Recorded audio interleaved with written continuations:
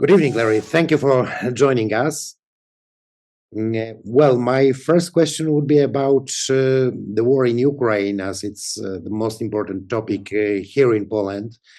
Uh, as we all know, you have been analyzing all these events, all these conflicts since its beginning.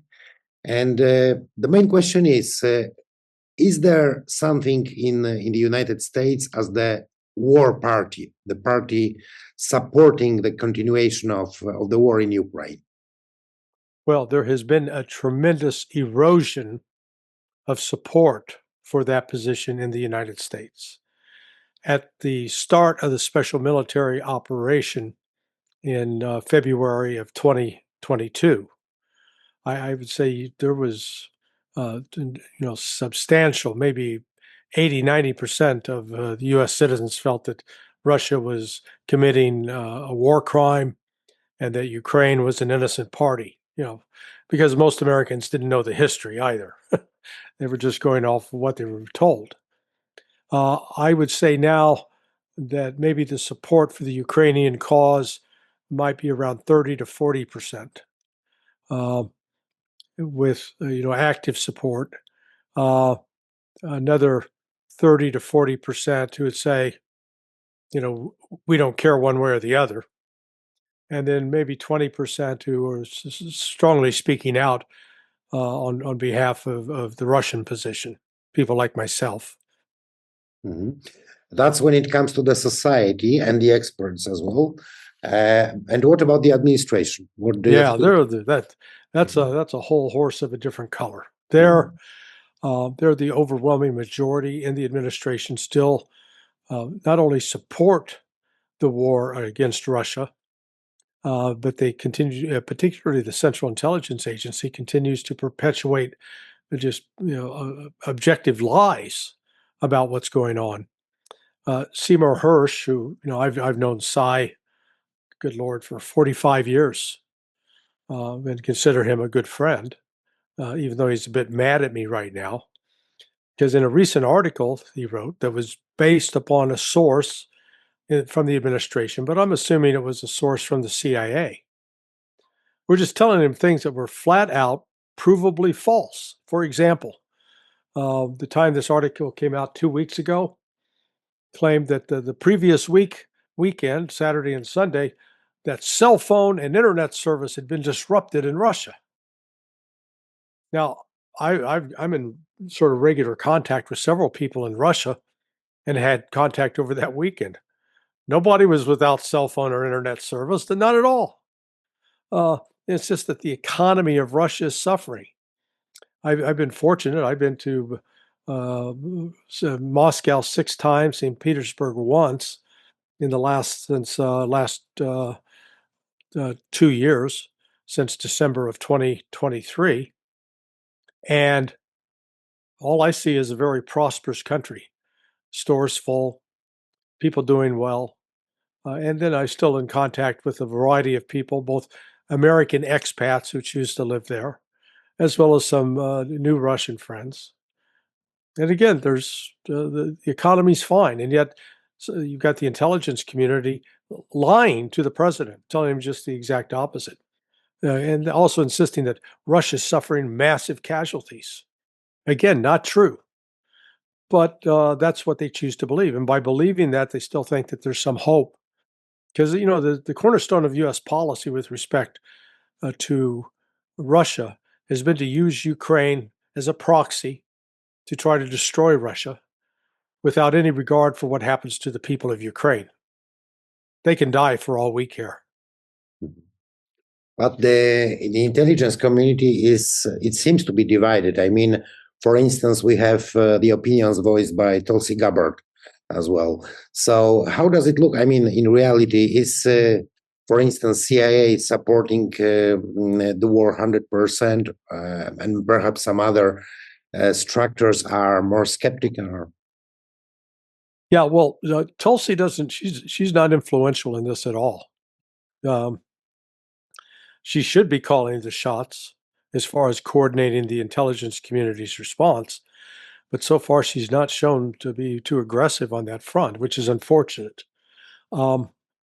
the, um, the CIA is the one primarily providing analysis. What I find disturbing, and I say this as a former analyst, I had access to what's called all source intelligence. That means any messages that were produced by State Department, I had access to those.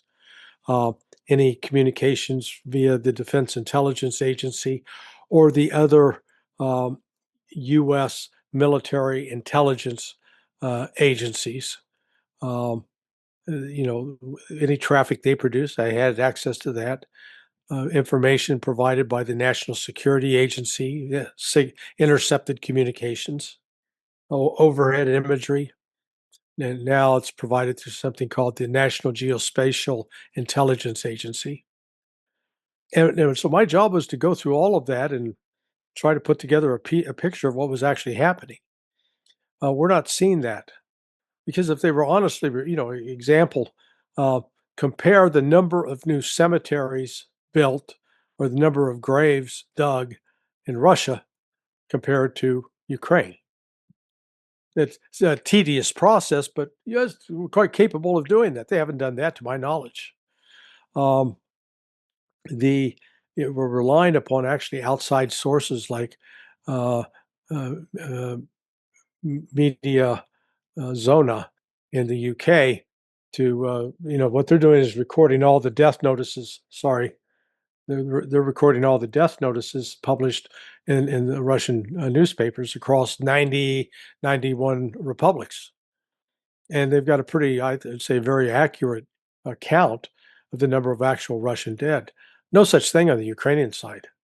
Uh, and so when policymakers in the West are lied to, they're told, oh, Russia's suffering massive losses, Ukraine's hardly suffering any losses, Russia can't sustain it, when the exact opposite is true. It is Ukraine suffering the massive losses. It's Russia that's suffering minimal losses, and it's Russia that is able to recruit and retain people, whereas it is even openly admitted by some in the West that are very pro-Ukrainian in their outlook that upwards of 20 to 40,000 Ukrainian soldiers are deserting every month. You can run out of people after some point. So, unfortunately, still we've got a media establishment that's solidly behind the war, and I think one of the major reasons for that is that's where the money's made. That's where people, as consultants or as contractors or as suppliers of military equipment, that's where they all get paid. Mhm. Uh, what are the ways that United States Secret Services intelligence used to control Ukraine? I mean, let's start from the so-called anti-corruption structures in Ukraine. Uh, there are a lot of opinions that those structures in Ukraine are controlled by FBI. Is it true, according to you? No. I doubt if FBI has any significant presence there at all. Mhm. Um, I know that through a close friend and former business associate who has received significant evidence from whistleblowers inside Ukraine that upwards at least $48 billion has been stolen, and some of that money has made its way into the pockets of members of the U.S. Congress, House and Senate. Specifically told that both Lindsey Graham, a Republican, and Chuck Schumer, a Democrat, have received money. Now, can I prove that? No, but that's what I was told by a reliable source. Um, and I would venture to say that money that was flowing out of Ukraine that came in via the United States and then went out. It went out through the Baltic states. And I would not be shocked to learn that Kaya Kallas and others like her, and Ursula von der Leyen, have been also handsomely rewarded for their support. So this is the level of corruption that's just astronomical. And the the U.S. has the flow of money has sort of stopped now, but the CIA has remained very actively involved in supporting the Ukrainian intelligence and military operations. Mhm. And what about the new person in Zelensky's administration, Kirill Budanov? Do you think that Yeah, he is still an asset of CIA? Because in the past he used to be controlled by CIA. We might say that he was a kind of asset, right? I've seen no signs that there's been a divorce, so that they are, the goal of any intelligence officer, regardless of service, whether we're talking Polish intelligence or Ukrainian intelligence or British or American. Uh, a key aspect is building relationships and friendships. So you have a personal tie. Now, you may be using that for your own personal ends, and there can be an element of, where it's not what you necessarily call genuine friendship, but it's not unlikely that genuine friendships have developed over the last 4 years. And Budanov is necessarily going to be susceptible to the influence from the CIA. And there are indications that the CIA, in some aspects, is pursuing its own agenda in Ukraine, independent of that of Donald Trump. Which means that CIA is able to stop the idea of the peace agreement promoted by Donald Trump, right? Well, yes, but Donald Trump's peace agreement itself is a non-starter for Russia, and that's what people need to understand. Vladimir Putin has been very clear since June 14th, 2024, what Russia's conditions are to bring an end to the war. And it's not just that Ukraine has to vacate Crimea, Donetsk, Luhansk, Zaporizhia, and Kherson, but that NATO troops, all of NATO, has to be out of Ukraine. Ukraine can no longer participate in NATO military exercises without the agreement and consent of Russia, that the rights of Russian speakers have to be totally restored, that the Orthodox Church has to be reinstated. Uh, so, there's not just one demand, and it's not just about territory. The people in the West who continue to insist that this is somehow involved a Russian demand for territory, just they simply don't understand the issue. The territory is a means to an end. It's not the end of it in and of itself. Mhm. And, what about the US economic interests in Ukraine? We have recently heard that, for instance, Ronald Lauder has achieved a lot of concessions, licenses for lithium in Ukraine. Do you think that there's still a group of, let's say, American US oligarchs planning some businesses there? Well, I'm sure they want to have business there, but the Russians are making that very difficult for them by virtue of Russia's continued advance through Luhansk, Donetsk, Sumy, Poltava, Kharkiv, Kherson, Zaporizhia. Um, and the more territory Russia takes, the less opportunity there is for foreign investment through Ukraine. Um, I think Russia will be keen on redeveloping and fixing the remnants of Ukraine that it will continue to occupy when this war is over. So those outside investors will then find in Russia a willing partner. But right now, if they're putting any money down in hopes of securing rights to any piece of property, land, resource in Zaporizhia or Donetsk or Kherson, they might as well just go out, pile their money in the front of their house, and set it on fire. It'll be it'll be that reliable. Russia is going to, this war. This war is not going to end through negotiation. I do not believe it'll be ended militarily. And there will be no ceasefire, right? Correct. The ceasefire. Russia's been burned. I'm fascinated by the image a lot of the world has about Russia as this snarling bear, very, shrewd and tough and unyielding. Uh, in my experience, I'd say the Russians are somewhat, naive and trusting. They've really been too trusting. And Putin admitted as much that he got fooled by Angela Merkel and Francois Hollande on the Minsk I, Minsk II agreements. Um, and so, yeah, the Russians are a little, sort of naive in that regard. They remind me of there's in the United States, there's a cartoon character called Charlie Brown, and Charlie Brown, his nemesis was this black-haired girl, Lucy, and Lucy would always say, "Hey, come kick the football," and she'd hold the football. And Charlie would run up to kick it, and she'd pull it away, and he'd fly into the air and fall on his backside. That's been sort of Russia with Europe. Europe's like Lucy, this nasty, evil little girl. And here's Putin and Russia like Charlie Brown, trusting and genuinely good-hearted. And they come running up to kick the football, and it keeps getting pulled away. And I think they've learned now, you can't trust Lucy. You can't trust Europe.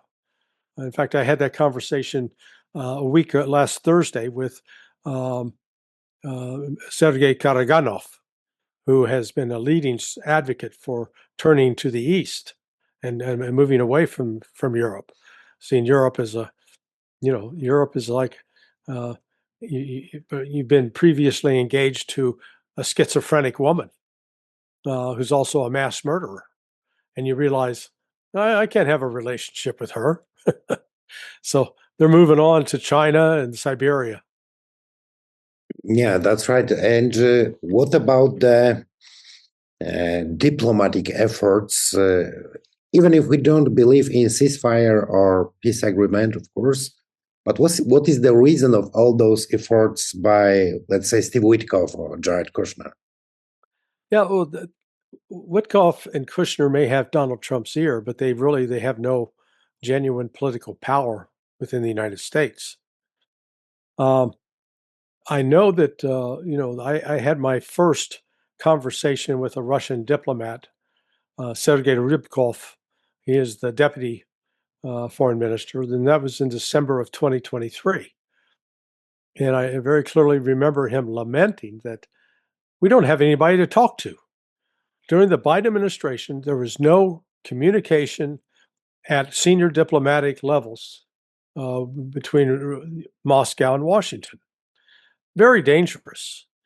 The advent of Donald Trump as president was at least welcomed early on by most of the Russian leadership, and they were I think were initially very hopeful that Trump would come around and be willing to they could deal with him and they could strike some sort of mutually beneficial deal. I think there's now growing doubts about the trustworthiness of Donald Trump because he's had several opportunities to make a variety of gestures towards Russia to show that the United States is sincere, such as getting direct flights, basically the Open Skies Agreement back in place, direct flights between the United States and Russia, returning the property that was confiscated by Barack Obama. The Russian embassy, they had basically like a dacha, in the countryside of Maryland and the countryside of New York, where the diplomats could go rest, relax over a weekend. That hasn't been returned. The level of diplomat assigned to Moscow, they haven't made that a top priority of putting a very important, influential person into that job. The Russian assets remain frozen. They haven't unfrozen, so there's a number of things the United States could do that they haven't done. Russia, for its part, has not played hardball. Like if I was in their position and you get an offer of talks with Washington, say, fine, lift the travel ban. Let us know that you're serious. If you're not willing to do that, we know you're not serious. And particularly in light of the attack that took place 3 weeks ago on December 28th on Vladimir Putin's official residence, where reportedly his daughter was staying.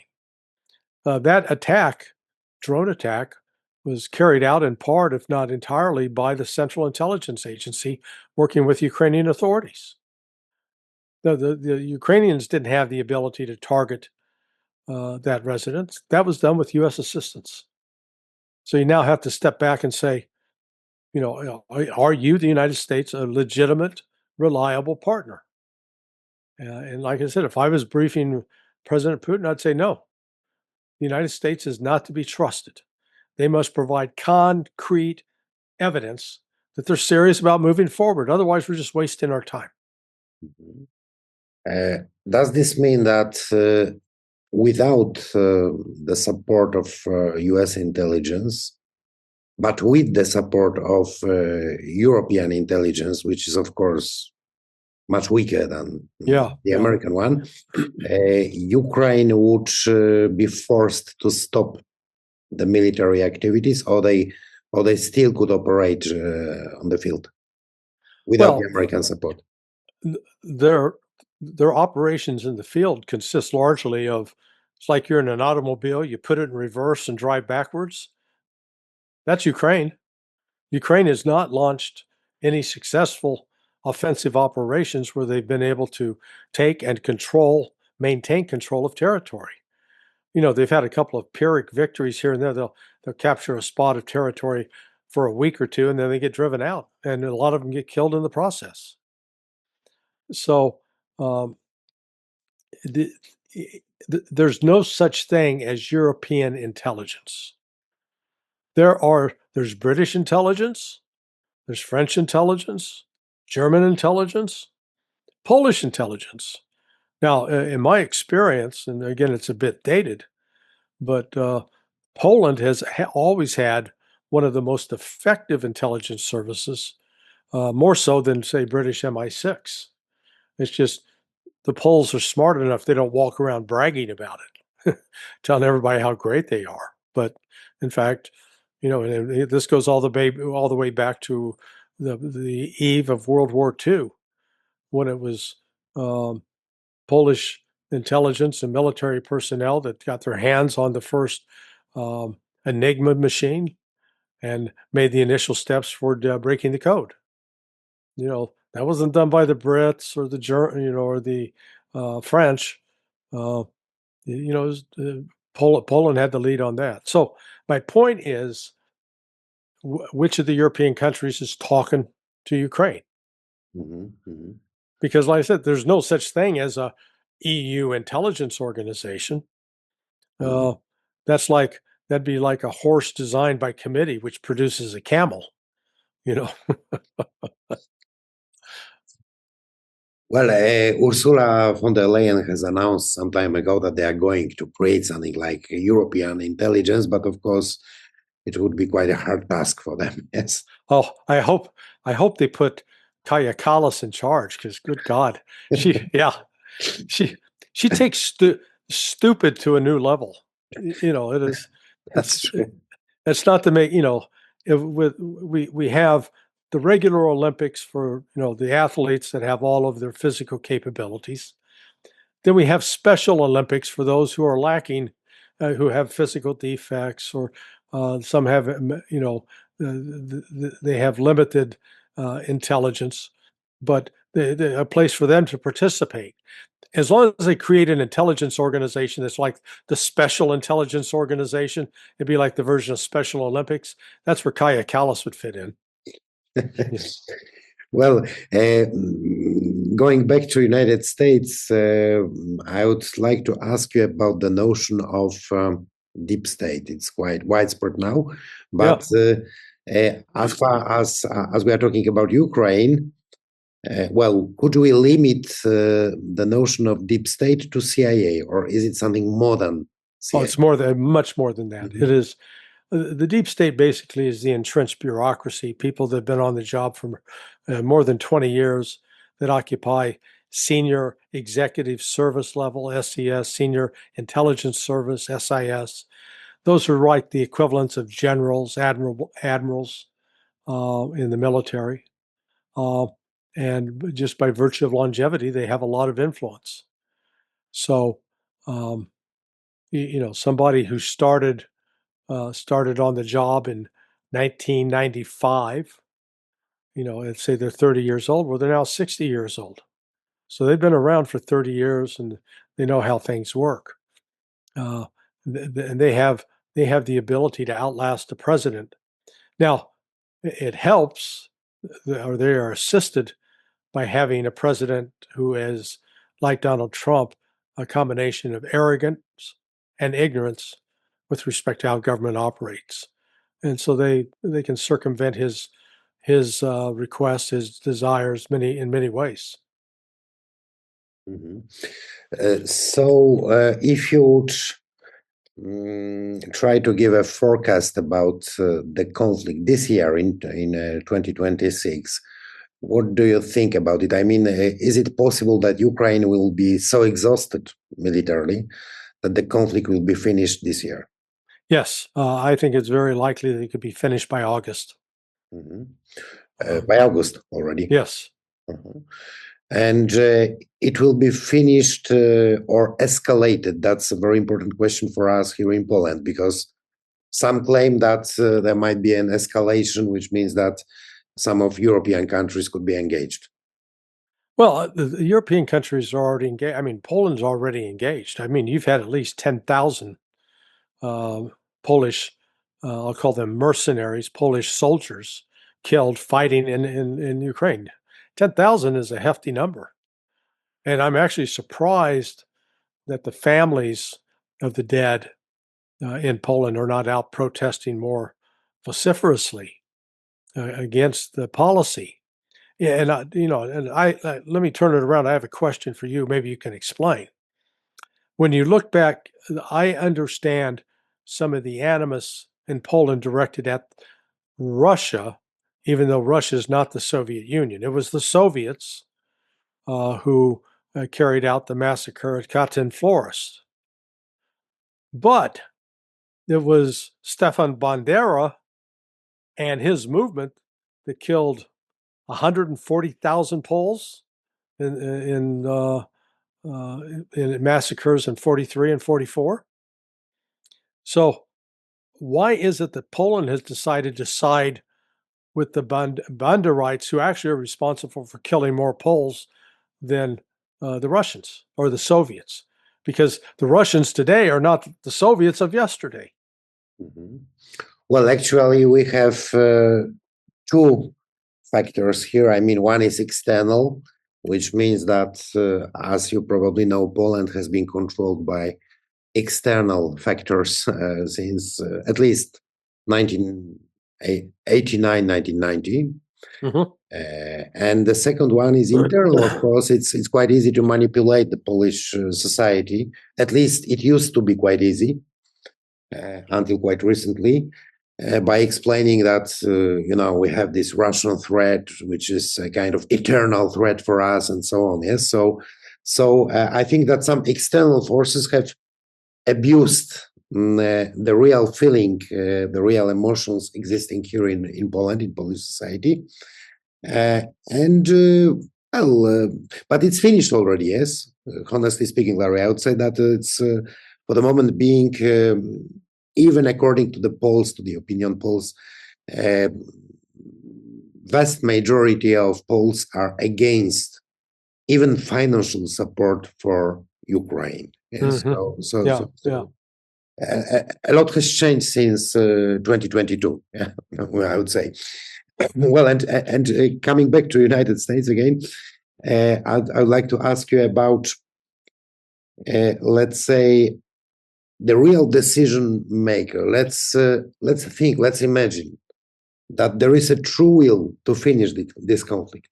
Yeah, who would be able, and we know it's not Donald Trump. Yes, who would be able to decide about that? Well, actually, Trump could decide about that, but Mhm. there's a problem with that. That if it's just basically an agreement between Trump and Putin, it's politically binding as long as both men are alive and in office.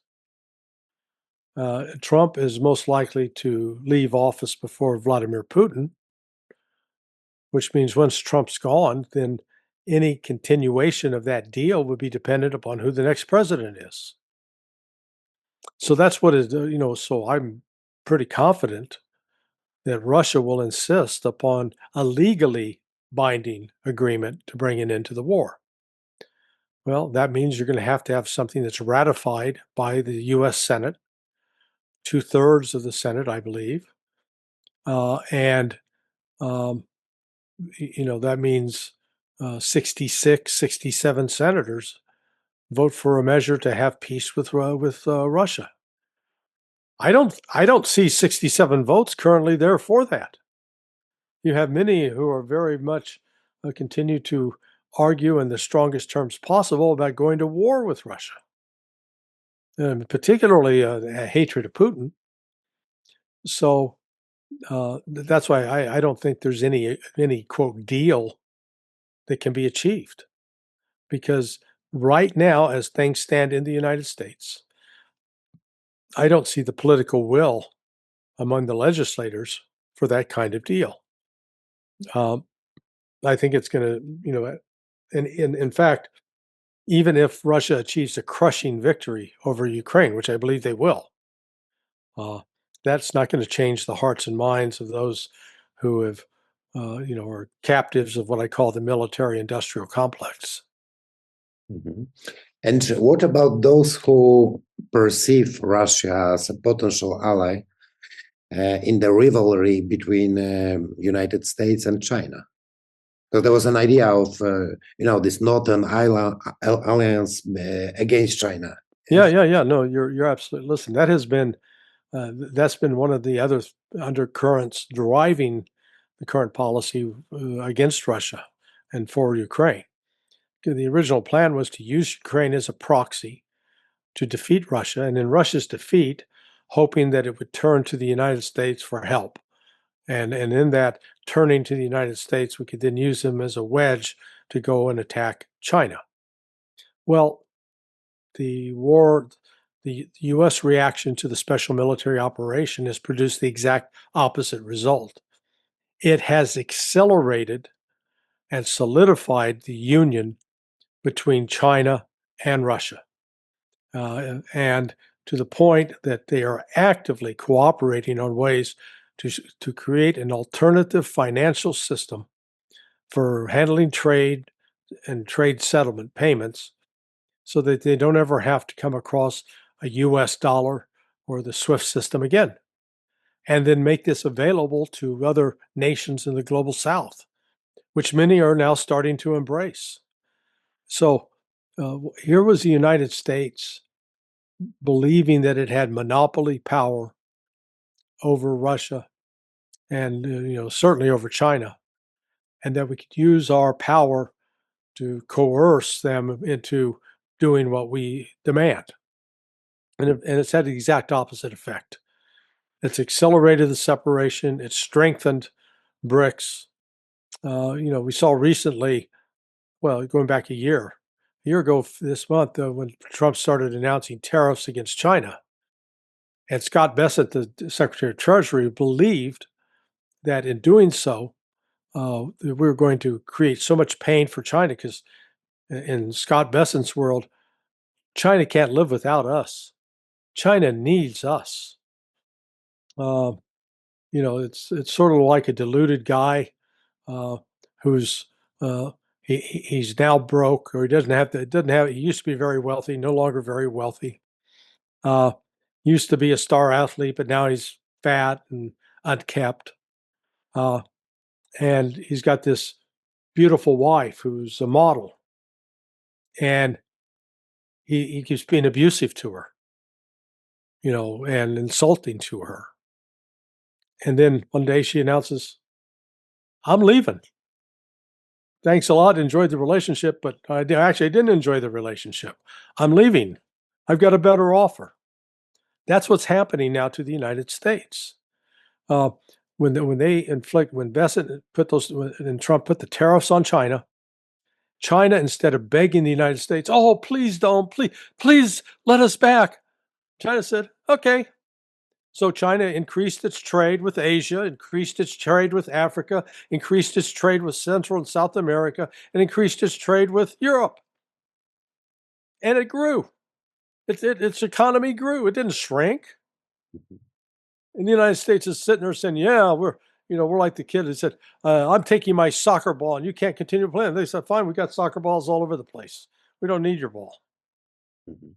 And that's where we are living in an age of dramatic economic and political change, a transformation that is going to create a new, I call it the multi-nodal world, different nodes, because poles are just, it's a two-dimensional thing.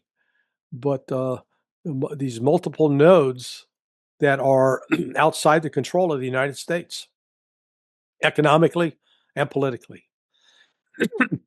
And Ukraine, frankly, is a symptom of that. So the destruction of Ukraine is, in a way, the destruction of the old world order. Meanwhile, in Poland, our political elites are still divided between two camps. One is looking at Washington and Trump, basically as a guarantor of our security, and the second one is looking at Brussels and Berlin, perceiving them as guarantors of our security.